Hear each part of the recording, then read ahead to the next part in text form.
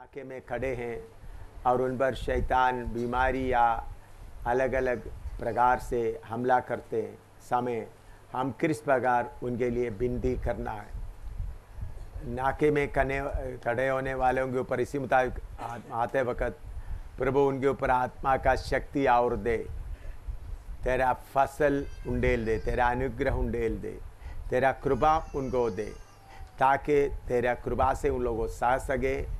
और प्रभु मुझे भी उनके साथ आत्मा में मदद करने के लिए, आराधना करने मदद करने के लिए कृपा दे। आपको समय मिलेगा तो जाकर उनके साथ बैठकर प्रार्थना करें, उनके संपर्क बना कर रखें ताकि आत्मा में उन लोग मजबूत हो जाए। तो आपका सहयोग बहुत चाहिए। जब आपको मालूम है ये के ऊपर हमला हो रहा है तो आप लोग दिल खोल कर उनके लिए प्रार्थना करें, आत्मा में जागते रहें और उनको हौसला दे, वचन के द्वारा उनको हौसला दे ताकि वो मजबूत हो जाए।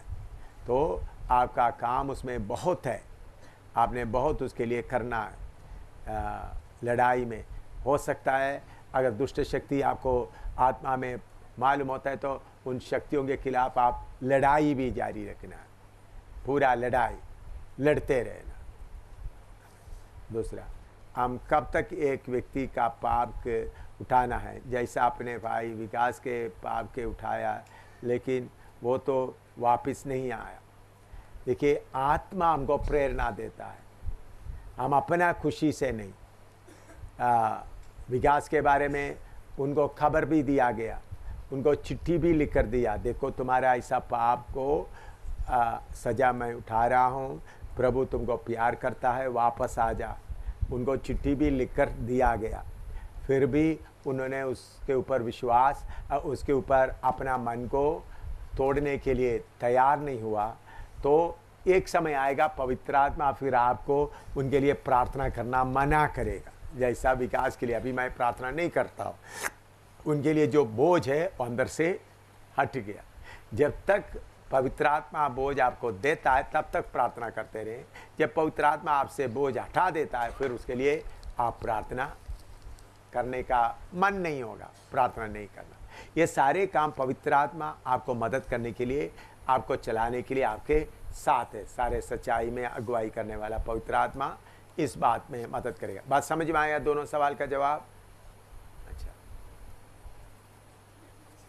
हाँ हाँ हाँ,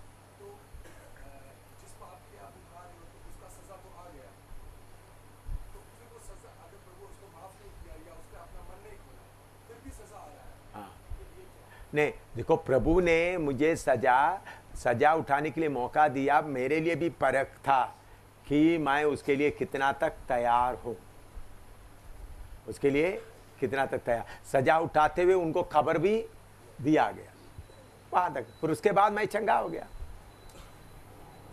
उसके बाद मैं क्या हो गया, उनको कहा तो प्रभु ने देखो तुम्हारे लिए कीमत दे रहा है करके मालूम होने तक प्रभु ने वो सजा उठाने दिया। प्रभु का प्रेम मेरे द्वारा प्रकट किया गया, देखो तुमने गलती किया, तुम्हारे लिए सजा उठा रहा है ताकि तुम उसमें पड़े ना रहे, वापस आना चाहते तो आ सकता है। तो वो मौका हो गया तो फिर मैंने क्या, मेरे अंदर से वो बोझ हट गया, मेरा तकलीफ भी हट गया। निशान रह रहा है लेकिन वो जो जोर उसका तो ख़त्म हो गया। अभी भी मेरे होठों में उसका परेशानी है कभी कभी। ठीक है, क्लियर हो गया? आपका सवाल क्लियर हो गया? हाँ बोलो, और बोलो।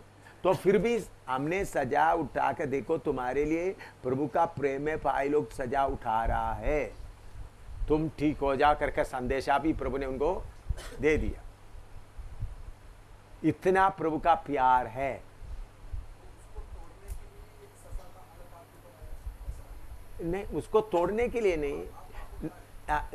देखिए, प्रभु उनको संदेशा दे रहा है, प्रभु उनको संदेश दे रहे, तुम गलत किया तो तुम्हारा पाप का सजा भी उठाकर तुमको बुला रहा है, तुम वापस आ जाओ। प्रभु का प्रेम का गहराई, तुम इसके लिए अभी सजा उठाने का जरूरत नहीं। तुम्हारे लिए सजा उठाकर तुमको क्या कर रहा है, बुला रहा है, तुम तो उठकर आ जाओ। प्रभु ने पहले सजा उठाया, उसके बाद अभी का उनका बात के लिए प्रभु ने मुझे सजा उठाने के लिए मौका दिया। प्रभु तो अभी जो किया, तो प्रभु का प्रेम का गहराई को मेरे द्वारा, इसलिए पौलुस बोलते कलीसिया के लिए मैं क्या कर रहा हूं, शरीर में दुख उठा रहा हूं।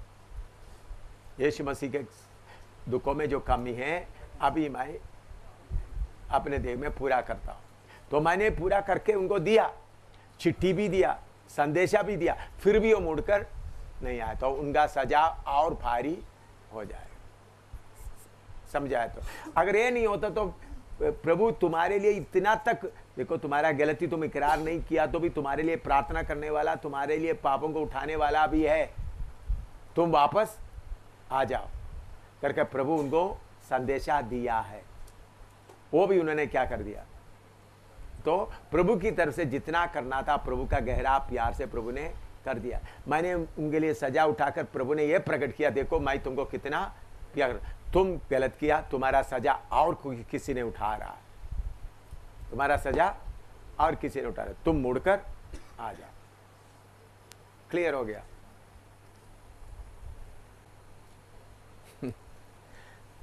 महिमा की आत्मा की विषय सिखाते समय आपने बताया केरल में आपका चेहरा महिमा से चमक रहा था, तो केरल का ही एक सेवक ने आपकी फ़ोटो मोबाइल में खींच लिया, तब फ़ोटो में भी रोशनी दिखाई दिया।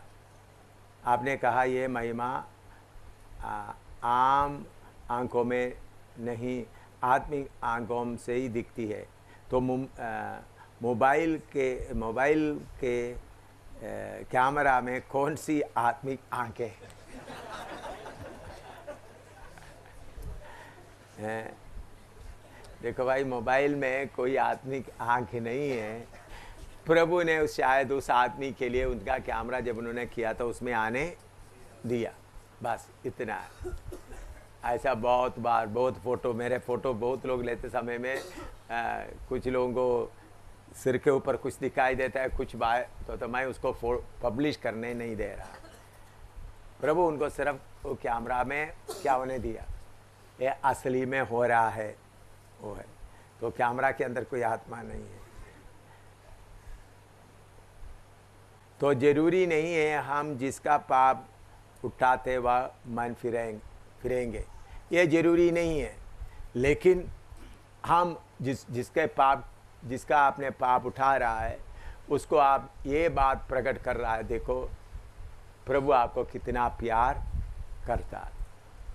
प्रभु का प्यार को लोग ठुकरा सकता है, तो ये जरूरी नहीं है कि हम जिन का पाप उठा रहे वो सब तौबा करें, मन फिराए, ये जरूरी नहीं है। कुछ लोग होंगे, लेकिन प्रभु हम लोग उनका पाप उठाने के कारण उनका मन में उनको प्रभु कितना ज़्यादा प्यार करता है करके प्रकट करने का मौका मिलता है। और कोई सवाल? अन्य जाति का बार बार अन्य जाति का एक का पाप नहीं है, पूरा रजोरी लोगों का सबका पाप। प्रभु इनका पाप को माफ कर, उनका सजा नहीं उठा रहा है, उनके लिए प्रभु के सामने विनती कर रहा है। प्रभु इनका पाप, दूसरा पाप कोई व्यक्तिगत आदमी का पाप उठाते हैं, लेकिन शहर का पाप पूरा अपने ऊपर उठाया, लेकिन हम उसके लिए सजा नहीं उठा रहा है।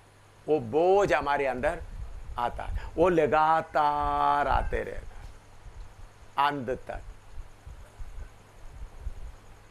वो कभी कम नहीं होगा। प्रभु ये लोग अभी तक क्या नहीं हुआ, तो इसलिए प्रभु यीशु मसीह भी क्या एक एक शहर के बारे में बोलते हैं, तो ये देख करके प्रभु रोता है, जो आश्चर्य कार्य तुम्हें करते तो सोदोम गोमोरा में होता तो उन लोग अभी से मन फिराते। तो हमको लोगों के लिए हमारे अंदर क्या रहना है, बोझ रहना है, शहर के लोगों के लिए आखिरी तक रहना। और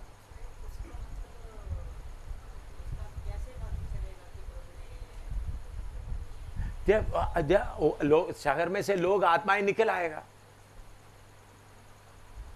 आत्माएं क्या होगा, निकला है। दूसरा, सजा उठाना विश्वासियों का, सेवकों का।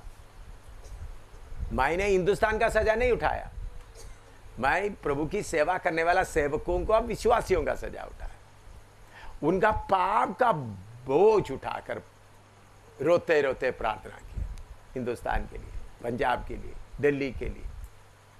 दिल्ली के लिए मैं कितने बार शहर में घूम के एक एक गलियों में, गली में नहीं पार्क में, हर गली में नहीं पार्क में बैठकर अकेला बैठकर रोता था।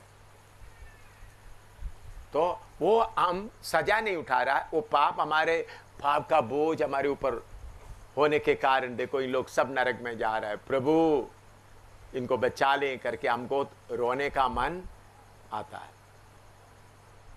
वो जितना देर तक रोना चाहता है रोते रहे, अच्छा है आत्माओं के लिए। समझ आया?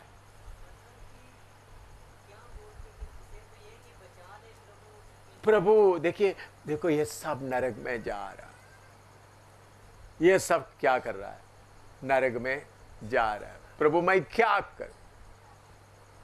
प्रभु ये सब नरक में जा रहा है। रजौरी के लोग मैं इतने प्रचार करने के बाद भी नरक में जा रहा है। प्रभु मैं क्या करूं? इनको कैसा समझाओ? ऐसा एक बोझ, समझ आया? प्रभु इतना मैंने मेहनत किया, फिर भी लोग तेरे पास नहीं आ रहे। प्रभु मैं और क्या करूं? प्रभु मैं और क्या करूं? ऐसा अंदर से क्या होना? बोझ, रोना आते रहना।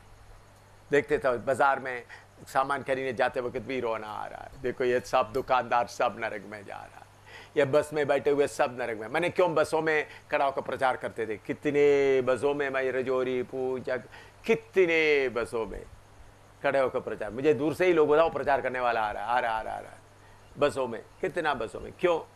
प्रभु ये लोग सब किधर जा रहा है? नरक की आग में। तो हमको ऐसा देख रहा, हमारे अंदर क्या आना है? ये लोग नाश हो रहा है, नाश हो रहा है, ऐसा चिंता आना। हाँ, और अब्राहम ने बेनती किया सदोम और अमोरा। हाँ, तो बेनती करने वाले आत्मा के द्वारा या लूत के साथ शारीरिक रिश्ते के कारण? ने उन्होंने, प्रभु ने बोझ, उन्होंने 50 लोगों का बोलने का कारण शरीर का रिश्ता नहीं, शरीर का रिश्ता होने से उन्होंने सिर्फ किसके लिए प्रार्थना करना था? 4 लोगों, प्रभु लोत को और उनका खानदान को बचाए, वो शारीरिक रिश्ता नहीं। ठीक है? हाँ, और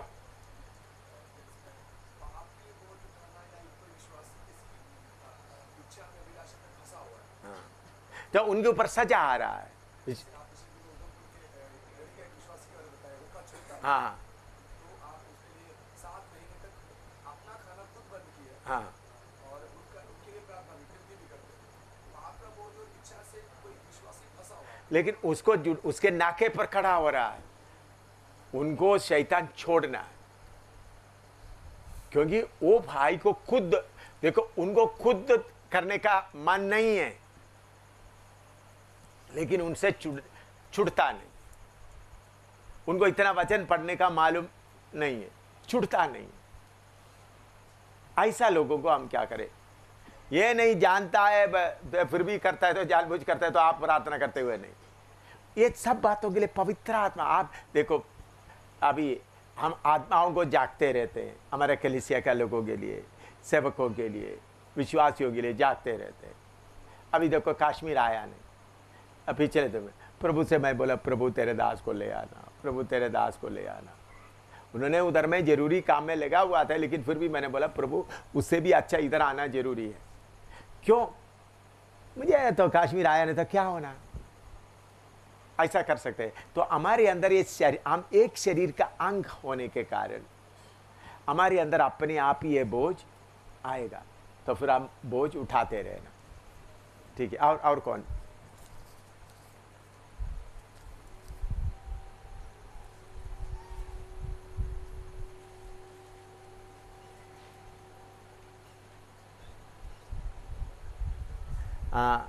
हम जिसका पाप उठाते हैं तो हमें उसको बताना चाहिए कि मैं तुम्हारा पाप को उठाता हूं या नहीं।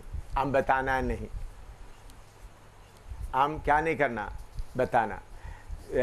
ये भाई विकास को मैं, क्योंकि वो बहुत दूर दूर जा रहा है, इसलिए उनको बताने के लिए मैंने फैक्स मैसेज दे दिया, नहीं तो बताने का ज़रूरत नहीं है। बाद में मैं कितने लोगों का पाप उठा से, उनको कितने लोगों को मालूम ही नहीं है ऐसा हुआ है, वो लोग बोलेगा ये तो क्या है।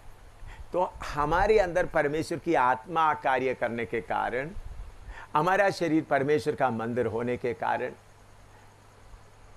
प्रभु हमारे द्वारा सेवा करने के लिए मौका देने के कारण अपने आप को हमको ये मन आता है, उनको बोलने का ज़रूरत नहीं है। बाद में कभी आप मौका मिलते वक्त आत्मा प्रेरणा देते हैं तो आप बोल सकते हैं, हाँ भाई तुम्हारे लिए थोड़ी देर कुछ करने के लिए प्रभु ने कृपा दिया।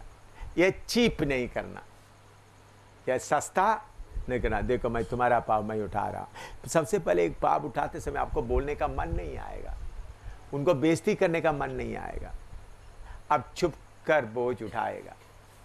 आत्मा आपको ये नहीं बोलेगा, नहीं अकेला रोएगा, तब उनको मालूम हो ना हो। ये पाप का बोझ उठाने का ये कैसा है समझ लो। ये हाथ अभी ये समझने चलो, ये हाथ ये भारी बोझ उठा रहा है, तो दूसरा ये हाथ बोलने के बिना दूसरा हाथ आकर क्या करता है, मदद करने के लिए आता है। तो ये हाथ आकर ये नहीं बोलेगा देखो मैं आया तुम्हारा मदद करने के लिए, ये हाथ को भारी रह रहा, तो अपने आप ही दूसरा हाथ क्या आता है, मदद। इसी मुताबिक एक शरीर का अंग होने के कारण हमारे अंदर ये बोझ अपने आप क्या आएगा। अभी समझ लो कोई कुत्ता के हाथ में मेरा मुंह, मैं कुत्ता के मुंह में मेरा हाथ चले गया तो क्या करेंगे। पाप ने अनुग्रह का आत्मा बताया, उसमें ताड़ना के बारे में बताया, तो एक दूसरी मिलते एक साथ है या उसका खोल कर बताइए। आपने अनुग्रह का आत्मा बताया, उसमें ताड़ना के बारे में बताया थे, एक दूसरे मिलते हैं, एक साथ है। देखिए अनुग्रह का आत्मा, मैंने बोला अनुग्रह का आत्मा आते समय में दूसरों को माफ़ करने के लिए, अपना पाप को इकरार करने के लिए मौका होता है। अनुग्रह का आत्मा से क्या आता है, अपना पाप इकरार करते हैं, दूसरे किया हुआ पाप को भी आप क्या करते हैं, माफ़ करते हैं। प्रभु उन्होंने ऐसा किया हुआ पाप को माफ़ करता हूँ। मैंने बोला इस्राएल लोग के ऊपर अनुग्रह का आत्मा आने के बाद उन लोग क्या कर दिया, पति पत्नी आपस में बात ना करते हुए प्रार्थना कर रहा है, रोना आता है, भाई तुम्हारा पाप मैं माफ़ कर देता हूँ, मेरा भी तुम माफ़ कर दो। ऐसा सब एक हो जाता है, आपस में माफ़ी करते हैं।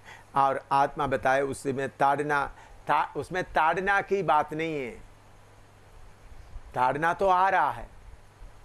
उसके अलावा अनुग्रह की आत्मा से दूसरों के लिए पश्चाताप करने का, अपना पाप के लिए आप पश्चाताप कर रहा है, दूसरे पापों के लिए भी पश्चाताप करने का मन आ रहा है। इस्राएल का पापों के लिए क्या कर रहा है, पश्चाताप कर रहा है। यहोशापात के बारे में हम बात होते हैं, उन लोग लड़ाई के लिए आ रहे तो उन लोग पूरा उपवास में बैठकर अपना पापों को पश्चाताप कर रहा है। तो ऐसा रोना आते समय में खाने पीने का मन ऐसा कोई नहीं रहता, बल्कि रोना ही, प्रभु माफ़ कर, वो ही साथ चलते रहता है। समझा है। दूसरा वो पश्चाताप का आत्मा अलग है। अनुग्रह का आत्मा विश्वासियों के लिए होता है। अभी मंडली है, मंडली को अनुग्रह का आत्मा प्रभु ने भेज दिया तो आप उसमें रोने के लिए मन आता है एक दूसरे का। विश्वासियों के लिए होता है, कलीसिया के लिए होता है। इस्राएली लोग सब कौन है, परमेश्वर के ऊपर विश्वास करने वाला, ठीक। दूसरा रोता है पाप का पश्चाताप। ये अनुग्रह की आत्मा से भी पाप का पश्चाताप आता है, लेकिन वो दूसरे तरीके से। दूसरा ये बात भी मैं खोलकर आपको बताता हूं। हम वचन बताते समय में बाहर से पवित्र आत्मा लोगों को बताता है तुम पापी है, पापी है करके उनका पाप का ख्याल करता है। दूसरा, अनुग्रह का आत्मा कलीसिया में आता है, पवित्र आत्मा हमारे अंदर में कार्य करता है, अंदर ही अंदर है, एक एक व्यक्ति के अंदर है, लेकिन अंदर में कुछ गंदगी आया हुआ है। उस गंदगी के लिए फिर याद करके क्या करता है, असली में वो रोना तब आप पवित्र आत्मा का आग उत्पन्न होता है। आपने देखा होगा, मैंने पहले भी बताया, पवित्र आत्मा का आग का बपतिस्मा होते वक्त पहले आपको क्या आएगा, रोना आएगा। वो विश्वासियों को आता है, अविश्वासियों के लिए तुम पापी है करके वो रोना अलग है, ये रोना दोनों अलग है। ये भी पाप के लिए, लेकिन ये पाप जलकर हट रहा है। ये पाप क्या कर रहा है, प्रभु ने दूसरा, उन्होंने प्रभु यीशु मसीह के लिए अपना दिल को खोल रहा है। प्रभु मेरा दिल पूरा पाप से भरा हुआ, मैं खोल रहा हूं। रोमी 1:4 पढ़िएगा, रोमी 1:4, रोमन्स 1:4। और पवित्रता की आत्मा के भाव से मरे हुओं में से जी उठने के कारण सामर्थ्य के साथ परमेश्वर का पुत्र ठहरा है। हाँ, उधर में लिखा है, और एक बार पढ़ो।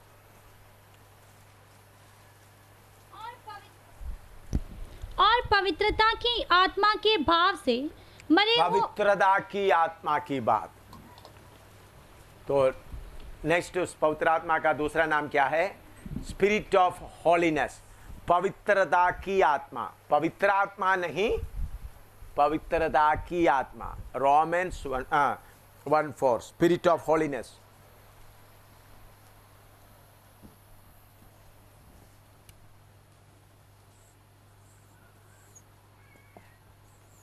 Spirit of holiness.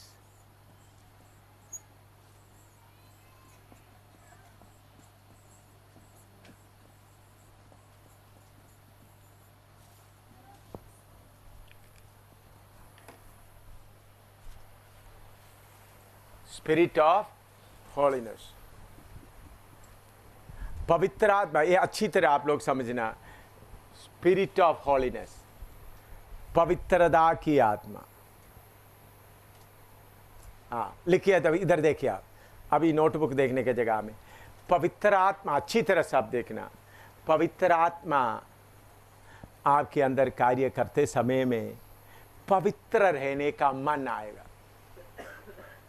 मैं मेरा अनुभव बताता हूँ, 2-3 अनुभव बताएगा अच्छी तरह आप, क्योंकि समझना है, पवित्र आत्मा रहते, पवित्रता का आत्मा।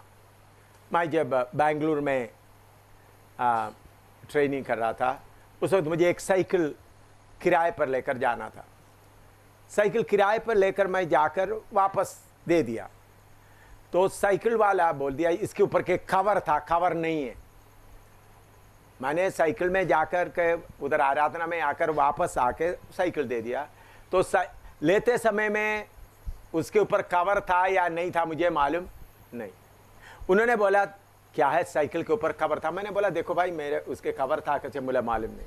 मैं वो दुकान, उसके साइकिल हायर करने वालों को वापस चढ़ के करीबन 200 गज आगे आने के बाद मेरे अंदर में शक आ रहा है, कवर था तो क्या होगा, तुम वो बात तुमको पकड़ेगा। मैं वापस जाकर भाई कवर का कितना रुपया है, उन्होंने बोला इतना, उतना रुपया देकर के आ गया, ताकि वो बात मुझे क्या ना करे, क्या ना करे। हाँ, एक बार ट्रेन में चढ़ गया, ट्रेन में चढ़ गया, टिकट लेने के लिए तो ट्रेन निकल रहा, ट्रेन निकल रही तो टिकट लेने का टाइम नहीं है। दौड़ कर मैं क्या किया, टिकट के बिना मुझे क्या, एक ही लोकल पैसेंजर ट्रेन का, तो मैं चढ़कर, मुझे कोई टीटी वगैरह कोई नहीं पकड़ा। दूसरा स्टेशन में उतरने के बाद मैं उतना दूर का दो टिकट ले लिया, उतना 2 टिकट लेकर उसको क्या कर दिया, फाड़ दिया। क्या कि मैं रेलवे में सफर किया, उसका क्या ना हो। ऐसा ही एक बार नहीं 2 बार हुआ। मुझे कोई टीटी पकड़ा नहीं, लेकिन अंदर में एक पवित्र आत्मा का टीटी बैठा हुआ है। कौन सा बैठा हुआ है, पवित्र आत्मा का ठीक है। जम्मू में बिजली का बात, बिजली हमारा मकान वर्मा बोलता है, वर्मा मुझे बोलता है देखो साहब बिजली का पूरा पैसा देने का ज़रूरत नहीं, आप वो क्या है लाइनमैन को थोड़ा पैसा देने से काफ़ी है। मैंने बोला लाइनमैन को पैसा लेकर सरकार को चोरी करने का बात में मेरा नाम भी आने। उन्होंने बोला लाइनमैन को आप अगर 200 रुपया आता है 500 रुपया आता है, लाइनमैन बोलते हैं 100 रुपया तुम ले लो 100 रुपया मैं ले लो। मैंने बोला ये नहीं होगा, चाहे हम खाना खाए ना खाए सरकार का 1 रुपया का बिजली भी मैं चोरी नहीं करेगा। पैसा क्या करते, पूरा पैसा बुक लेकर के, इसलिए हमको नुकसान होता था। फिर भी मैंने बोला, एक बार मैं मंगोलपुरी में गया, मंगोलपुरी गया मैं एक विश्वासी के घर में, मैंने बोला बिजली क्यों नहीं, उन लोग कुंडी डाल रहा है, मैं लेकर के तुम विश्वासी होकर बिजली चोरी कर रहा है। क्या बोला, विश्वासियों का, तुम विश्वासियों का बिजली चोरी कर रहे तो तुम्हारा घर में आज मीटिंग भी नहीं होगा, मैं रहूंगा नहीं, तुम्हारा घर से एक गिलास पानी भी नहीं पीऊंगा।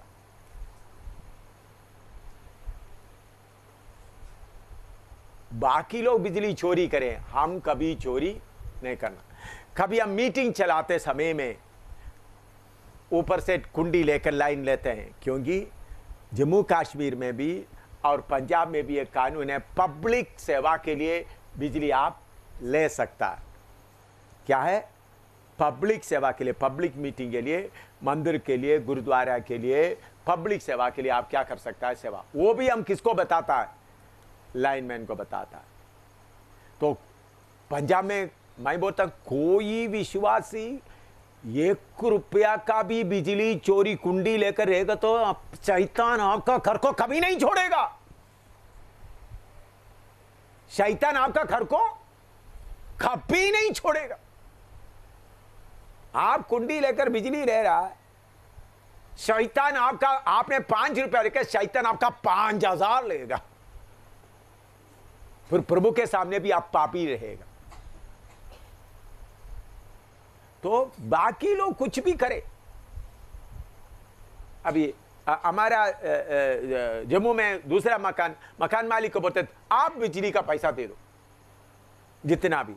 हमको कभी कभी हमने देखा है, अभी नया मकान जो जम्मू के लोग हैं उन लोग उनका भी हमारे ऊपर डालते थे, है ना, इतना रुपया आ गया ज्यादा और हमारे ऊपर डालते थे।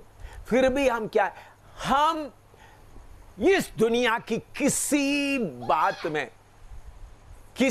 बात में शैतान को पकड़ के आने का नहीं देना। पवित्रता की आत्मा, कहीं आपने बाजार में गया, उन्होंने 15 रुपया वापस देना, तो अनजाने में 20 रुपया दिए, तो वापस जाकर 5 रुपया और 1 रुपया डाल के 6 रुपया देना उनको। पवित्रता की आत्मा, पवित्र आत्मा क्या है, पवित्रता की आत्मा। इसमें बहुत लोग उन लोग टपड़ा बोलता है, लेकिन वो पवित्रता का आत्मा होता है तो एक छोटा सा भी झूठ भी बोलने के लिए आपको मान नहीं होगा। झूठ बोला तो ये नहीं ठीक है यीशु के नाम में कर दो भाई, ऐसा नहीं। बिजली के बात में, पानी के बात में, हर बात में पवित्रता का आत्मा आपके अंदर रहेगा तो ये मंदिर पवित्र। लेकिन अगर आप बिजली चोरी किया, पानी चोरी किया, आप स्वर्ग में नहीं जाएगा। पहली बात, ऐसा चोर कभी भी पास्ट रहे तो भी किधर नहीं जाएगा। स्वर्ग में जाने का सवाल ही नहीं है, स्वर्ग देखने का सवाल ही नहीं है। उसके अलावा इतना बर्बादी करके आप दिखाएगा। इसलिए इन छोटी छोटी बातों में भी आप क्या रहना। अगर कोई अनजाने में आपको 1 रुपया, अभी रिक्शा वाला, कितने बार रिक्शा वाला, कभी रिक्शा वाला अभी बोझ उठाने वाला भी हम देखें, उनका काम ज्यादा है तो पहले 15 रुपया को बोल दिया तो आपको लग रहा है 5 रुपया, 5 रुपया उनको दो। वो मजबूरी से 15 रुपया बोल दिया तो आपने क्या देना, 5 रुपया देना, एक्स्ट्रा देना। तो कहीं भी पवित्रता का आत्मा आपके अंदर वास करता है। वो इसलिए छुट्टी भी बात हो, खुशी हो, पवित्रता का आत्मा। पवित्रता का आत्मा आपके अंदर वास करना। लिखो, पवित्र आत्मा, पवित्रता का आत्मा। मैं आपको बोलता हूं, घर में खाना नहीं है तो भी बिजली कोई चोरी नहीं करना, कुछ भी। हाँ। अगर आपने बिजली चोरी किया तो बिजली डिपार्टमेंट में जाकर बोलना, देखो मैंने कुंडी डालकर इतना पैसा ले लिया, इतना कर दिया, देखो 10,000 रुपया मैं देता हूं। उन लोग चोरी, उन लोग उसको कुछ भी करे, आपके ऊपर नहीं तो आप बिजली कुंडी लेकर के ले गया तो स्वर्ग में जाने के बाद आपके ऊपर कौन सा कुंडी लगेगा? नरक का कुंडी लगेगा, नरक की आग का कुंडी लगेगा, नरक की आग का कुंडी लगेगा। आप ऊपर नहीं जा ही नहीं सकता, नरक की आग की कुंडी लगेगा आपके।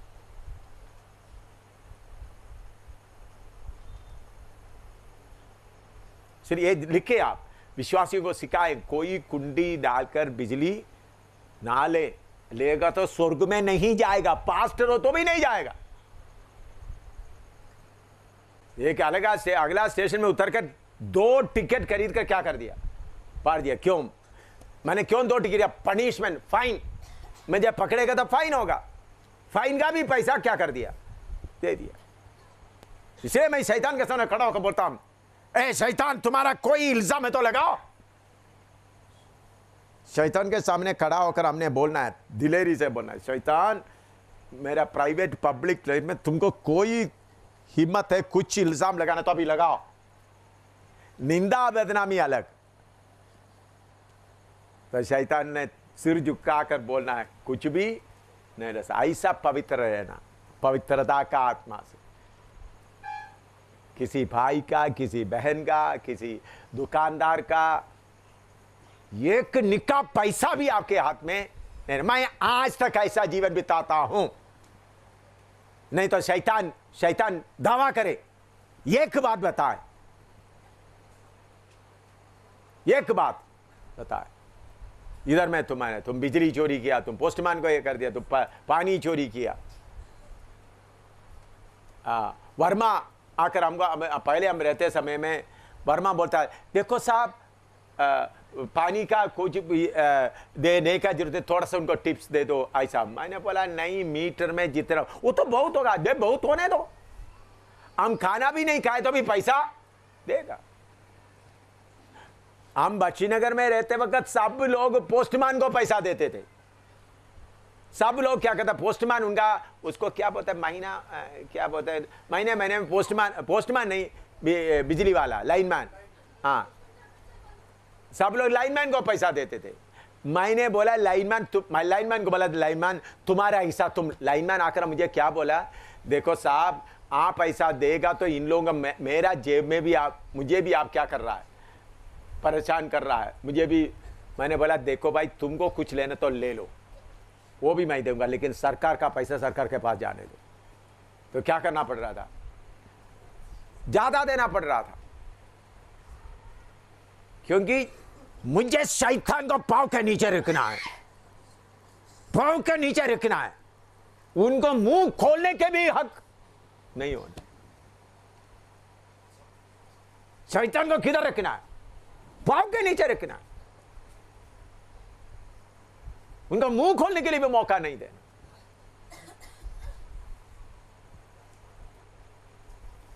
यह है पवित्रता, क्योंकि हमारे अंदर क्या वास कर रहा है? पवित्रता की आत्मा। थोड़ा प्रार्थना करो आप लोग, इसमें आप लोगों का कमी है तो कमी को आज समर्पण करो। शैतान को कोई एक बाल मानिंद हक नहीं किसी बात का। मैं दावा करता हूं शैतान को, अपने आप समर्पण करो।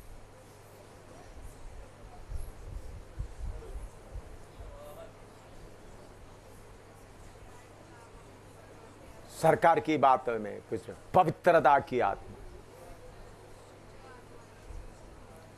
दुष्ट का लोग आकर बोलेंगे आपको फायदा पहुंचाएंगे, उनको बोलना तुम्हारा फायदा मुझे नहीं चाहिए। लाइनमैन आकर बोलेंगे फायदा पहुंचा, भाई तुम्हारा फायदा मुझे नहीं चाहिए।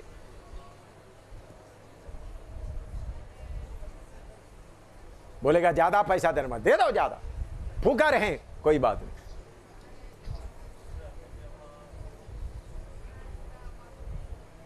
अगर आपने कोई बिजली चोरी किया, बाकी चोरी किया, तो प्रभु से बोले, प्रभु पहले हम फूका रहकर पैसा जमा करेंगे, तभी शैतान छोड़ेगा तुम्हारा घर को, नहीं तो शैतान अपना हक बोलकर पीछे पड़ा रहेगा।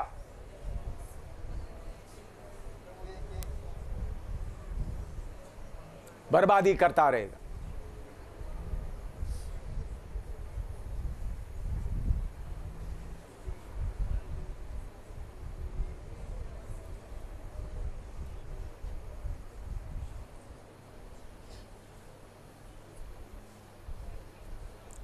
आमीन। नेक्स्ट, यशायाह 4:4, यशायाह 4:4, Isaiah 4:4।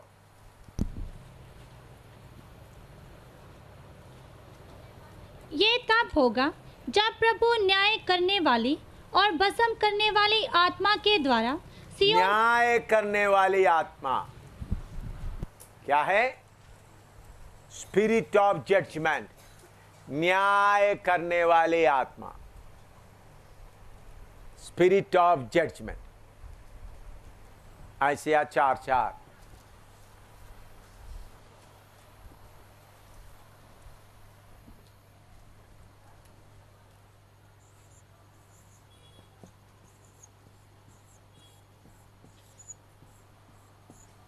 Spirit of judgement.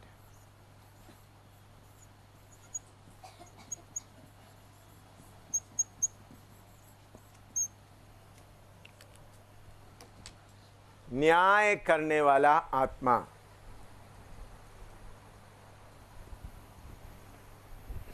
Spirit of judgement.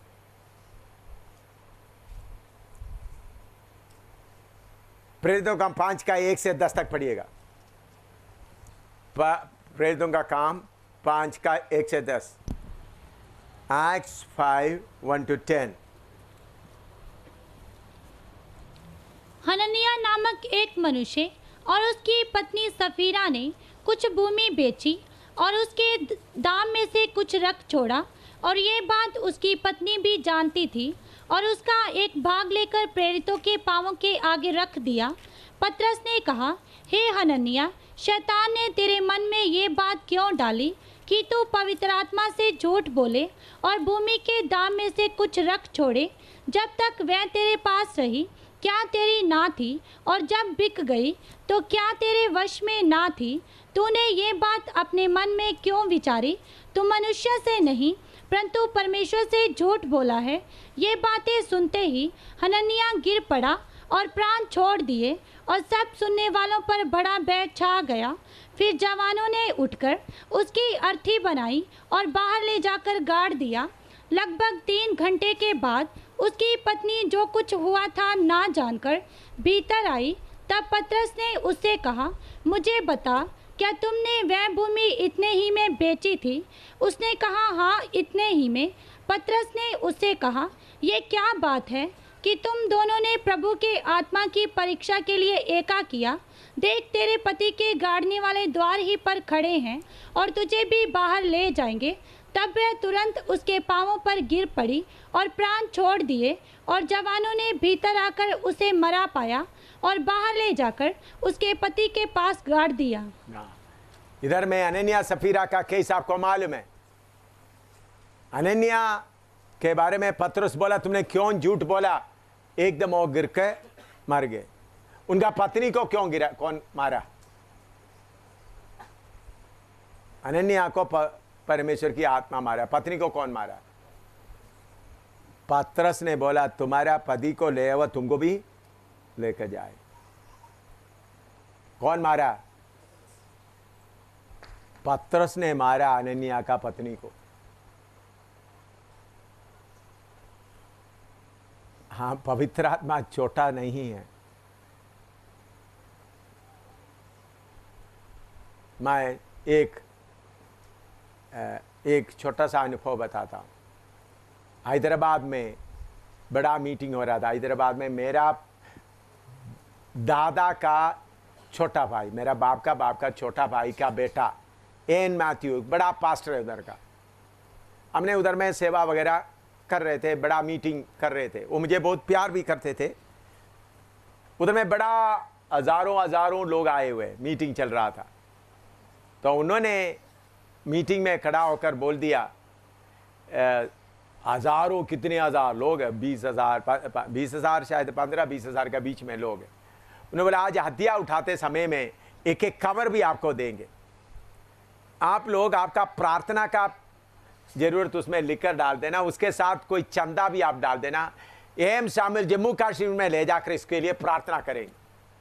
फिर उन्होंने बोला, इधर में एक आदमी पागल था, मैंने एम शामिल को चिट्ठी भेजा, उन्होंने चिट्ठी के ऊपर हाथ रखकर प्रार्थना करके देखा तो उसी घड़ी में वो पागल ठीक हो गया। पागल वो, अच्छा ऐसा खड़ा हो, चंगा हुआ पागल, खड़ा हो जाओ।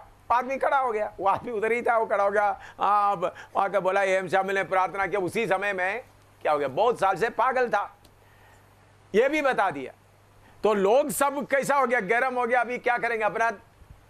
तो मैंने स्टेज में जाकर खड़ा होकर, उसके बाद मैं प्रचार करना है, मैंने स्टेज में बोला, देखो हम लोग चंदा नहीं उठता, आप लोग इधर चंदा उठाता, आपका मीटिंग है, लेकिन आप लोग जितना प्रेयर रिक्वेस्ट लिखेंगे मैं जम्मू में लेकर नहीं जाएंगे, पास्टर जी प्रार्थना करेंगे, मुझे उसके लिए समय नहीं है। तो मीटिंग खत्म, हम प्रचार किया, मीटिंग खत्म हो गया तो उन्होंने मुझे बोल दिया, तुम मेरा रिश्तेदार होकर हजारों के सामने मुझे तुमने क्या कर दिया, बेइज्जती कर दिया, मेरा बेइज्जती हो गया। मैंने बोला देखो प्रभु के सामने ऐसा नहीं करना चाहिए। वो ऐसा सिर को क्या कर रहा था, ऐसा कारिश करते हुए बोल रहा था। मैंने बोला ये ठीक नहीं है। क्या बोला उनको,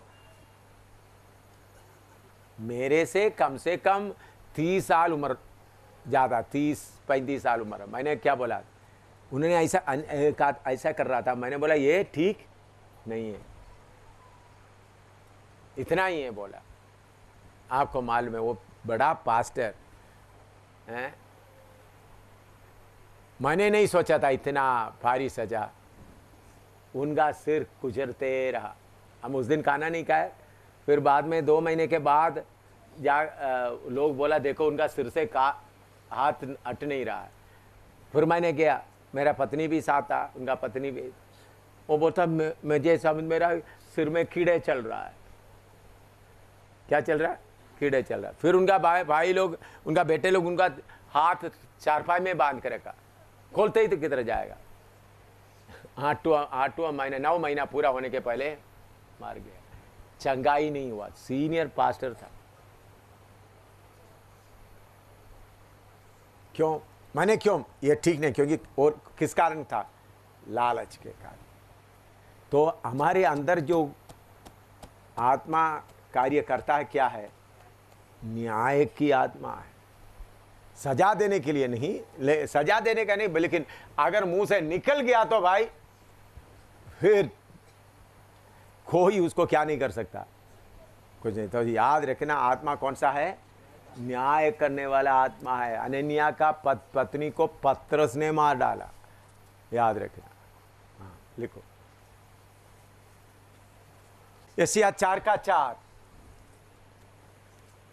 यशायाह 4:4, पहले भी 4:4 है, उसको 2 के साथ करना है। हाँ,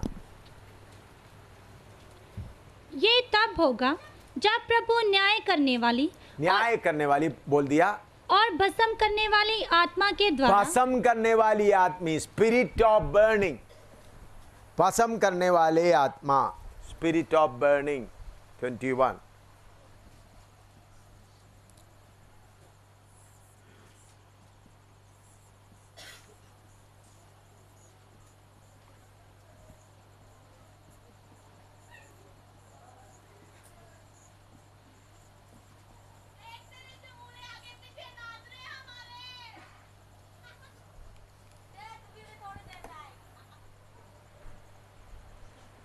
स्पिरिट ऑफ बर्निंग,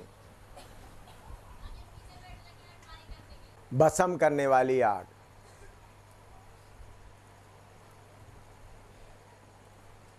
मत्ती 3:11-12 पढ़िएगा, मत्ती 3:11 और 12।